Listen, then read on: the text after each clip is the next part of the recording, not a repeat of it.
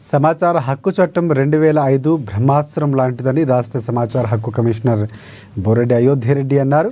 యాదాద్రి భువనగిరి జిల్లా కలెక్టర్ కార్యాలయంలో పివి శ్రీనివాస్, భూపాల్ రెడ్డి మోసినటువంటి పర్వీణులతో కలిసి సమావేశం ఏర్పాటు చేశారు.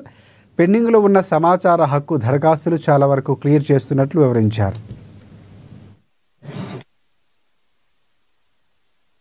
మే 14న ప్రమాణ బాధ్యతలు తీసుకున్న కొత్త కమిషన్ గతంలో పెండింగ్లో ఉన్న సమాచార హక్కు చట్టం కింద నమోదైన దరఖాస్తులన్నింటినీ వేగంగా పరిష్కరించాలని, సమాచారం కోరిన వారికి సాధ్యమైనంత వేగంగా సత్వరంగా సమాచారాన్ని ఇప్పించాలనే లక్ష్యంతో పనిచేసుకుంటూ పోతున్నాం.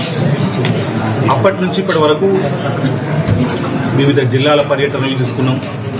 తర్వాత తక్కువ పెండెన్సీ ఉన్న డిపార్ట్మెంట్లను లక్ష్యంగా చేసుకుని కొన్ని డిపార్ట్మెంట్లను జీరోగా కంప్లీట్ వాటిని డిస్పోజ్ చేసే విషయంగా ఉండడం లక్ష్యం, వాటి కోసం జీరో చేయాలనే లక్ష్యంతో పనిచేసుకుంటూ పోయినాం.